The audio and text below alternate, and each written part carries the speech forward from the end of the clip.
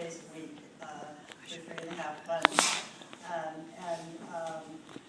We made sure that everybody knew how to do a protest, but do it so that it was done to include everybody. Actually, the whole camp was run by women. The men did the cooking and these are the toilets. And we did looked after the workshops and getting people ready for going to out on a well, 950 people were arrested there actually, and willingly from all over the world. There were a lot of people came from all across Canada, but the cooks were from Germany, and we had some cooks that were from California or something, and just came and did this for volunteers. It was an amazing time, and we did save a lot of the area from being logged. The company, which was McMillan Modell, folded up and sold it to somebody else, and then they sold it to somebody else, they really haven't done very much with it. But also what they have done is to make some big parks on the islands that are owned by First Nations people, and the First Nations people were very aware of what was happening.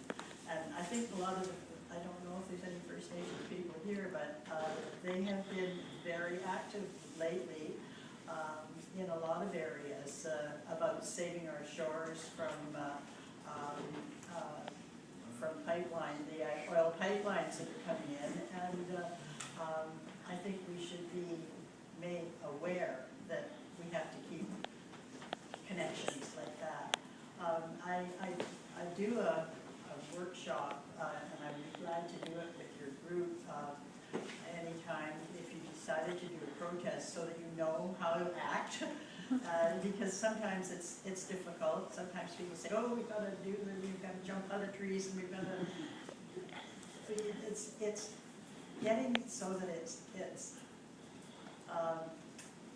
comfortable for people to be able to be there. It's not always comfortable, but I'll just tell you about a little incident that I just had lately. I've been working with a group on Gabriola where I live. And it's called Save Our Shores, because we're trying to stop the oil pipelines from coming in, Kinder Morgan and Enbridge pipelines that are wanting to come to the coast and bring dirty oil here. And Main Island people, we're having a meeting of all the islands trustees from all the islands all the way down from the coast. There were about 30 people there. There's 2 from each island. And they were having this meeting. It was their annual meeting, and they asked. They said they didn't have enough people on Main Island to do a protest, so they wanted to know if some of us from Gabriola would come down. So 3 of us went. We only had about 2 days notice, but we went down there, and they said, "Wear black."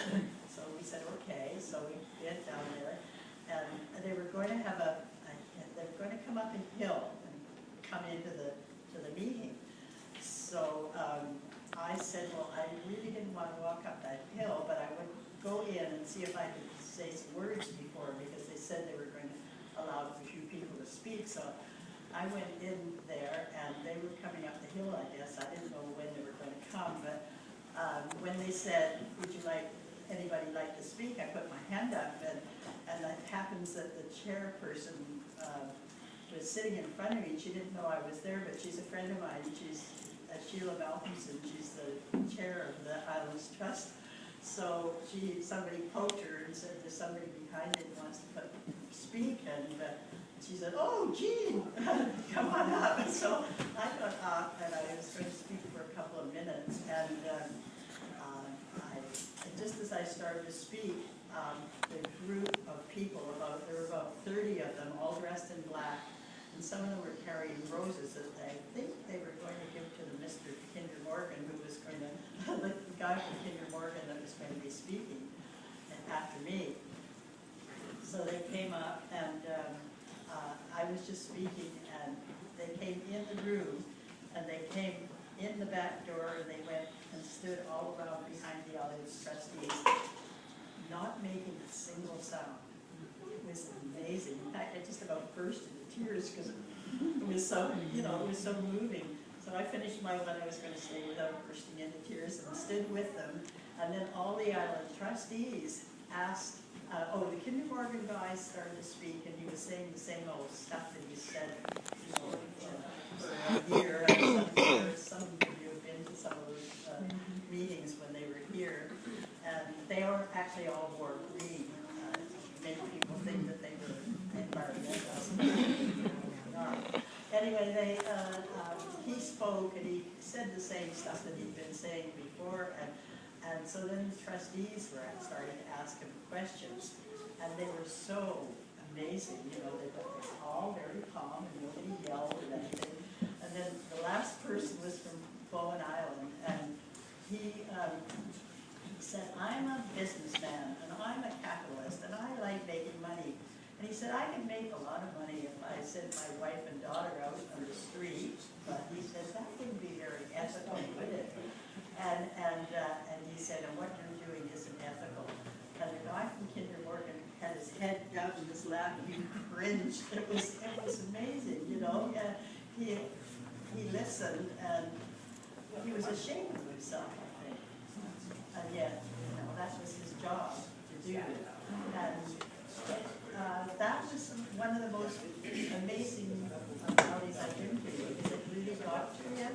You know, you stand up and shout and yell at people, and they don't listen. But if you stand up there and they know that you are caring for your land, they're going to be listening. They're going to have to listen. And the more people, the better. And when I do a workshop, I always make it so that people are not going to be hurt. You know, they're not going to be in danger. Well, they may get arrested. I've been arrested 9 times. I've only been in jail once, and that was in Israel, because I was trying to walk into Palestine, and they put us in jail. But there were so many of us that they had to let us go. And you know, the same thing happened when there was a big protest down in Victoria last October against the pipeline again, and I never saw so many people on the grass in front of the legislature, and it was totally nonviolent, and there were so many people. I think there were 100, maybe 200 people that said they missed arrest, and the police said, "Well, I don't think we got enough room in the jail for you all, and anyway, we support you." So, so you know, there's so many ways that you can do things, and so any time, if anybody wants to ask any questions, I'm open. Can I just ask, when you do your classes, and I've had you at one of our groups, as a matter of fact, there are different levels, though, of involvement in a protest. Yes, there are, absolutely, yes. And I think that's important for people to know that the levels, there are those that are willingly going to get arrested, there are those who want to participate, but can't let themselves get arrested. Yes, there are absolutely levels, and everybody's important. Yes, absolutely. And that's what is knowing what to do in different situations is really important for everybody. But we'll have a chance to talk to Jean in a smaller group, because what we're going to do after Jeff has spoken to us is we'll break up into small groups, and you'll have a chance to talk with the resource person whose strategies interest you the most, and that you feel